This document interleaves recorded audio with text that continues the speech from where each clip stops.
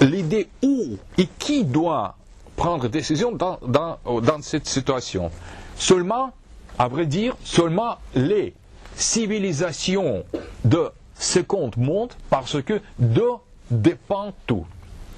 Et le racisme, c'est l'idéologie de deuxième monde qui refuse de s'intégrer dans le système monde et qui propose comme l'exemplaire l'ordre mondial basé sur la multipolarité.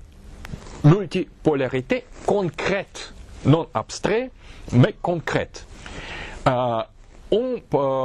L'Eurasie, c'est un des pôles, une des civilisations russo-touranienne, slavo-orthodoxe-musulmane, qui est la civilisation russe traditionnelle, est seulement un des pôles, parmi les autres.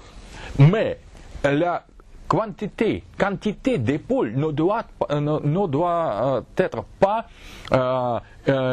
égaux à la quantité des États-nations, parce que la majorité des États-nations actuellement existants dans le monde ne peuvent pas garantir sa souveraineté devant la menace concrète de l'hégémonie de l'impérialisme américain. Donc, pour garantir la souveraineté, il faut s'intégrer. Et les civilisations de second monde doivent s'intégrer, s'affirmer comme les pôles du monde multipolaire qui ne veut plus aller vers le sens du système monde. Pour cela, il faut proposer certaines idées qui pourraient unir élite et les masses dans le contexte de la civilisation. Et c'est précisément le racisme. L'Eurasie vaut plus que les autres choses parce que c'est l'identité civilisationnelle qui unit élite consciente de ses racines et des masses conscientes de ses racines. Donc cette idée qu'on appartient à la même civilisation peut aider à éviter l'injustice sociale et l'opposition des classes. La même chose a été évoquée par Huntington quand il parlait sur la modernisation sans occidentalisation. Modernization without westernization.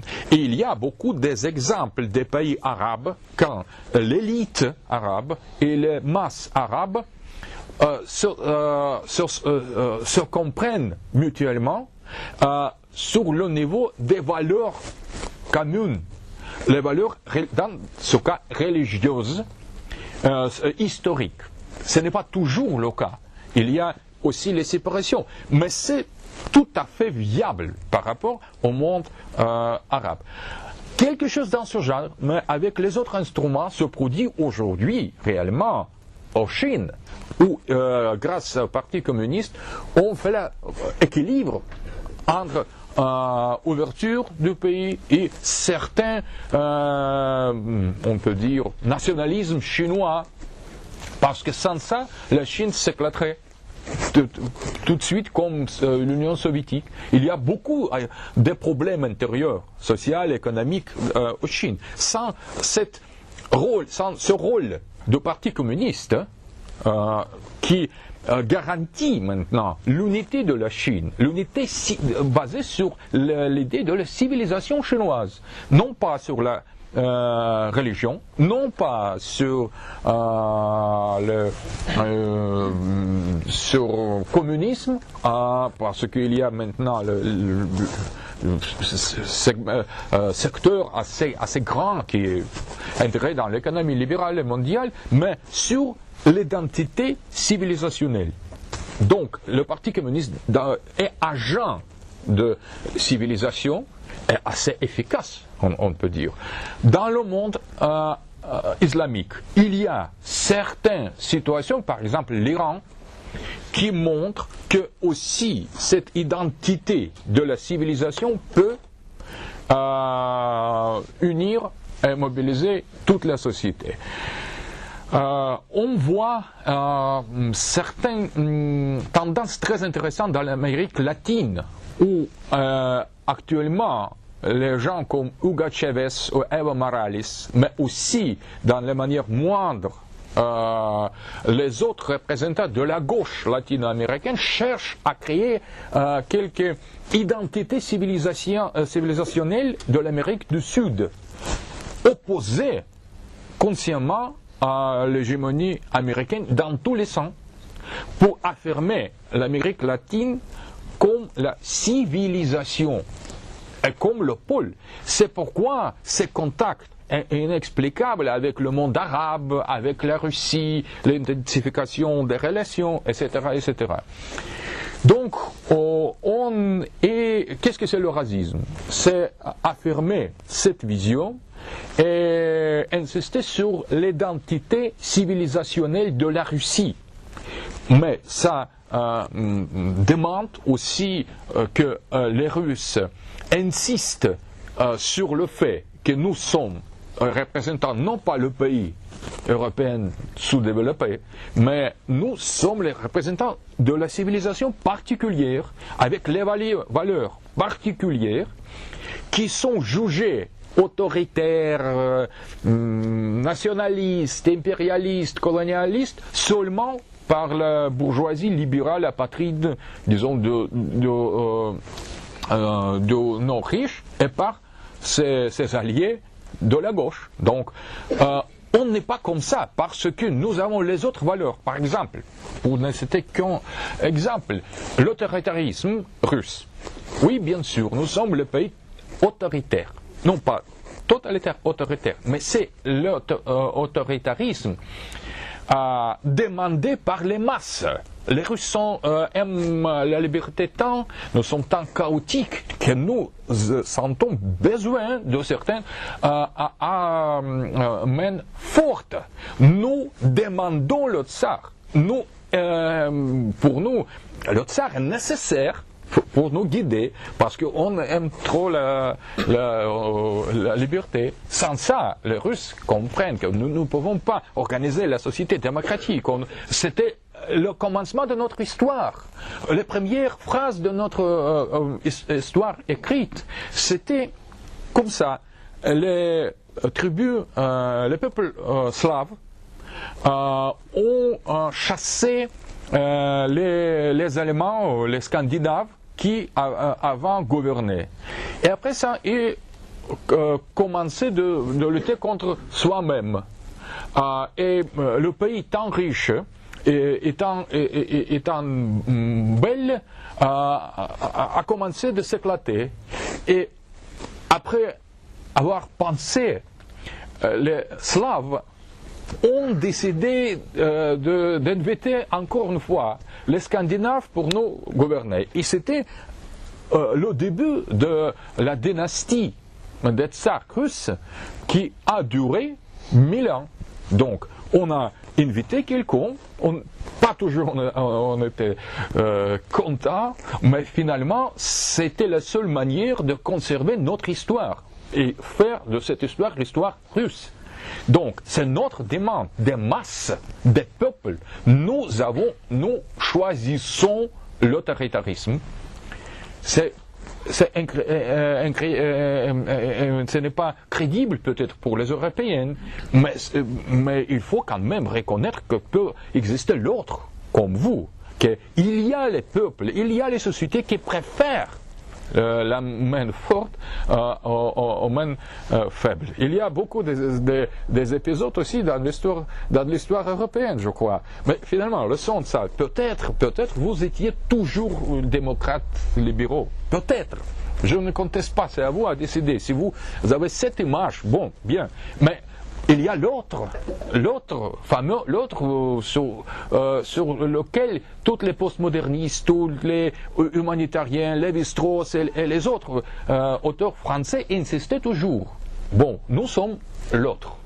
Et quoi? Quand nous sommes l'autre et quand nous ne voulons pas laisser abîmer nos églises, tout le monde proteste pour soutenir Pussy Riot. Nous, les autres, nous, les Russes, nous n'aimons pas quand on désacralise nos églises. Peut-être nous sommes barbares, peut-être nous sommes sauvages. Bien, mais nous sommes autres. Nous sommes l'autre qui n'aime pas ça. C'est tout. Et pourquoi faire cette pression contre nous, contre nos sentiments, contre nos réactions que nous jugeons légitimes? Donc, c'est le racisme. Nous prétendons que nous sommes la civilisation avec les valeurs particulières et nous insistons sur cette valeur, nous voulons les conserver, les défendre et nous ne voulons pas les imposer aux autres parce que nous reconnaissons le droit des autres à avoir les autres valeurs. Bien, c'est multipolarité. La Chine aux Chinois, l'Europe aux Européennes, l'Eurasie aux Eurasistes, etc. Les pays islamiques pour les musulmans. Parfait, à notre avis. À notre avis, c'est bien logique, c'est multipolarisme. Et l'idée de contester le sens de l'histoire dans le sens libéral et trotskiste, c'est la seule chose que nous demandons, parce que nous voulons conserver ce système-là. Nous voulons accentuer ce que les civilisations possèdent, ses propres formes de la temporalité. Peut-être pour la civilisation occidentale, le temps va vers le nord riche, vers la fin de l'histoire, au post-histoire. Peut-être, mais il y a les civilisations qui opèrent avec le temps circulaire. Par exemple, la civilisation chinoise ne connaît pas le temps linéaire. Il opère avec le temps de l'éternel retour.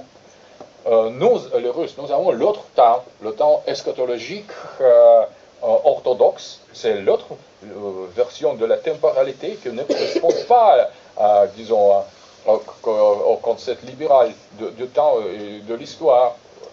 Et les civilisations doivent être laissées, disons, comme ils sont ou comme ils veulent devenir. Donc c'est l'idée de laisser aux représentants de la civilisation de choisir leur destin sans influence extérieure. C'est le racisme. C'est pourquoi, à mon avis, mais pour faire ça concrètement, il faut réaliser l'intégration de l'espace post-sémitique pour créer les conditions des existences du pôle. Et c'était projet de l'Union eurasienne. Il faut avoir les rapports différents avec toutes les forces dans le monde qui rejettent l'hégémonie américaine, d'où provient les relations de Poutine avec Téhéran, notre support à la Syrie et nos relations avec la Chine, donc dans la plus petite échelle avec l'Inde et les autres pays. Et notre politique mondiale. Donc on est amis de ceux qui sont en faveur de monde multipolaire et qui représentent le droit de l'autre à l'existence, qui vraiment peut accepter la possibilité de l'existence et coexistence des systèmes de valeurs différents.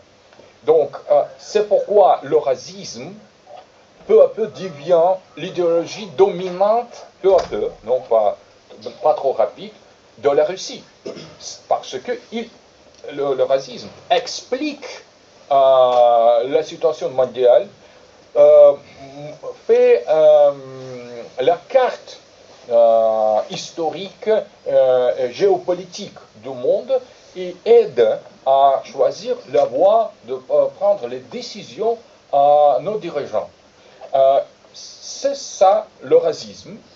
On peut parler de sources historiques parce que les premiers représentants de ce mouvement-là étaient dans les années 20. parmi les émigrés russes blancs. Après, il y avait la période où Lev Gumilov, l'historien russe, a développé cette idée. Et après des années 80, on nous appelle néo-eurasistes ou le racisme nouveau, ont continué de développer la même attitude en insistant sur que la Russie est civilisation, sur qu'il y a pluralité des systèmes de valeurs et que nous ne voulons pas le monde hégémonique unipolaire, mais le monde pluraliste basé sur le principe de civilisation multipolaire. Concrètement, mais d'autre côté, le passage très important vers quatrième théorie politique. Quand nous avons commencé de considérer une situation idéologique des années 90 dans le monde après la chute du communisme, nous avons aperçu qu'il n'y a que le libéralisme qui reste comme idéologie politique. Et il s'est apparu le premier et il doit disparaître le dernier parce qu'il existe aujourd'hui. Donc, c'était la première théorie politique. Il y avait deuxième théorie politique représentée par le marxisme. Le marxisme était critique qui avait quelques points communs avec le libéralisme, comme nous avons déjà dit. Et aussi, il y avait troisième théorie politique comme fascisme. Vers la fin du XXe siècle, seconde et troisième théorie politique étaient totalement détruites. Vaincus. Et vers la fin des années 90, nous pensions, peut-être naïvement, qu'il faut unir tout ce qui était antilibéral, la gauche et la droite qui n'acceptaient pas le libéralisme, qui était contre le, disons, première théorie politique, dans certaines synthèses qu'on appelait à l'époque national-bolchevisme. Après certains événements politiques de la Russie, création de Front National Bolchevique, après les sessions, après les dérives de genre divers, et aussi après peu de succès de faire la même chose en Occident. En Europe, par exemple, il existait les tendances pareilles dans la même époque. Finalement, moi, Alain Débinois et nos amis, nous sommes arrivés à la conclusion que cette tactique-là aussi n'est pas opérative. Parce que si fascisme est vaincu, communisme est vaincu, toutes les formes d'antilibéralisme historiquement présentes sont vaincues. Et même si on ajoute une forme vaincue à l'autre, on aura seulement troisième forme, disons, nostalgique, qui va hériter les mêmes défauts des idéologies politiques qui ont échoué. Donc, après ça, la seule pas nous reste, faire non pas le pas en derrière, mais le pas en avant.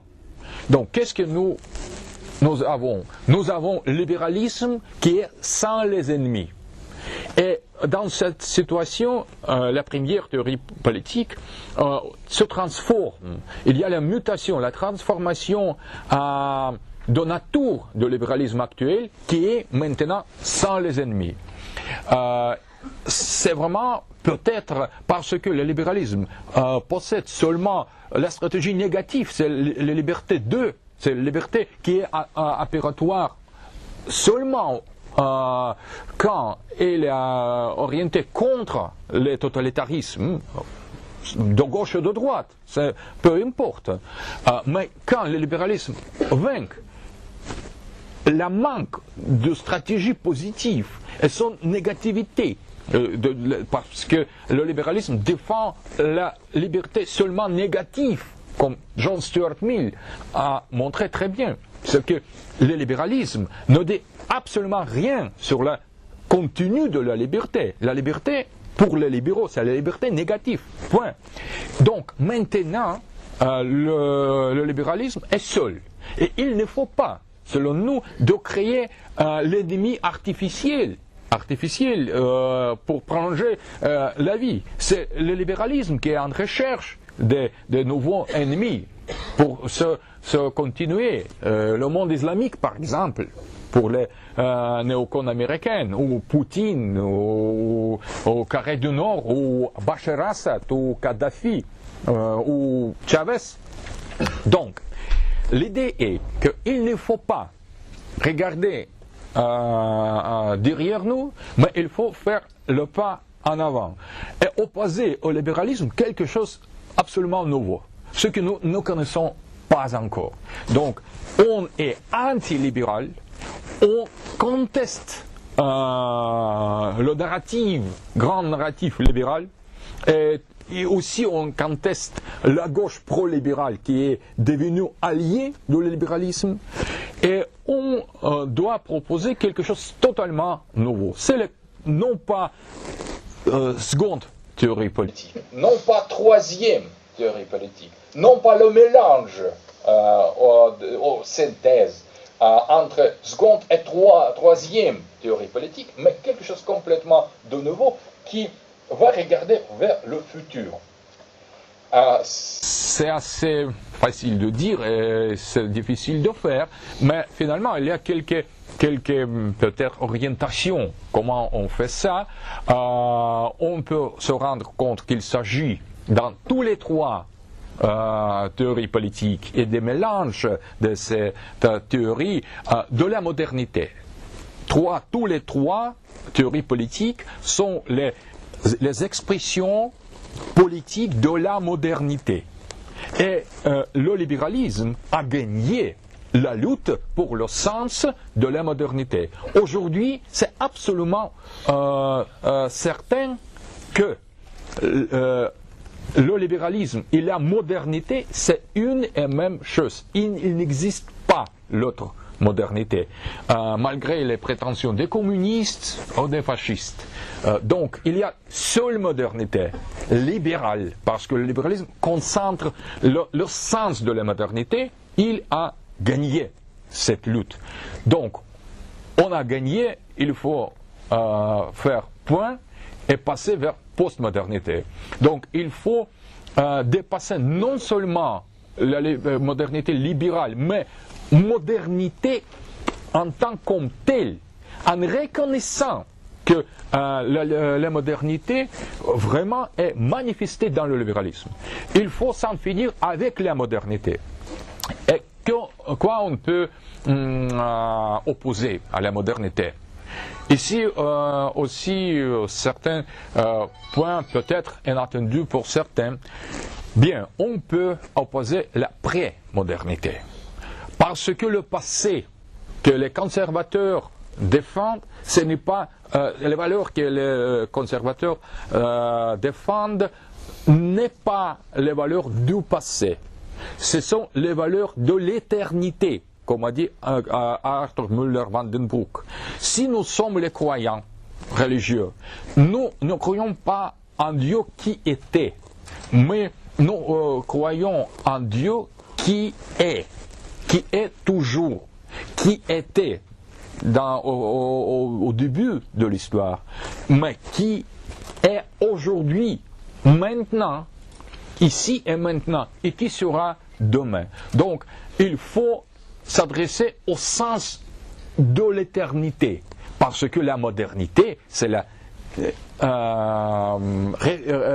réfutation de l'éternité. La modernité, c'était construit sur le temps. Donc, il faut rejeter le temps qui s'est séparé de l'éternité et réintroduire l'autre temps, le temps lié à l'éternité, donc le temps sacré.